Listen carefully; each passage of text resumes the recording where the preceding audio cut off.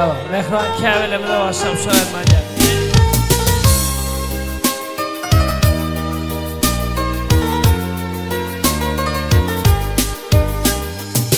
Kedenicim kulamatam yalvarmağın beni. Yaşlı ettim küp ağlattım dinlemen seni. Giş düşündüm budurmuşum görüp görgüyünü.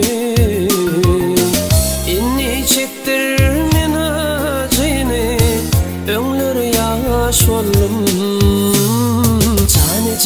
Canecim yaş oldum.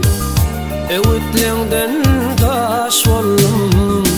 Kara olup geçti gitti. Barım aşkala baş oldum hey. Canecim yaş oldum. Öğütlüğünden taş oldum.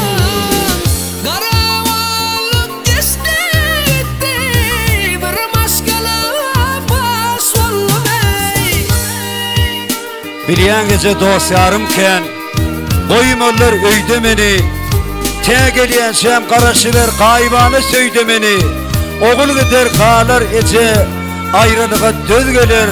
Ağzı atlanır mehrem ene. Yanımdaki oğlanları dostlarım sayı. Öyle yaşadım durmuştum asmana gayet. Geçip gitti şağıl meslep yıkıldım tayı. Son tanıdım dostlarımı ömür yaş oldum. Canecim yaş oldum. Öğütlüğünden taş oldum. Kara olup geçti gitti. Barım aşkala baş oldum hey. Canecim yaş oldum. Öğütlüğünden taş oldum. Kara olup geçti gitti. Barım aşkala baş oldum hey.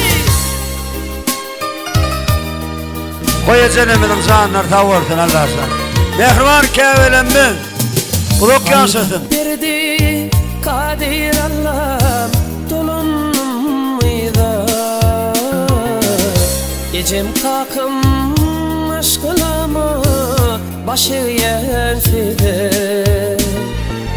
Gelecek kalan gülümlümde hızmatım size. İnni çektirmen acını öңlör yaş oldum. Canecim yaş oldum. Öğütlüğünden taş oldum. Ara olup geçti gitti. Barım aşkala baş oldum hey. Canecim yaş oldum. Öğütlüğünden taş oldum.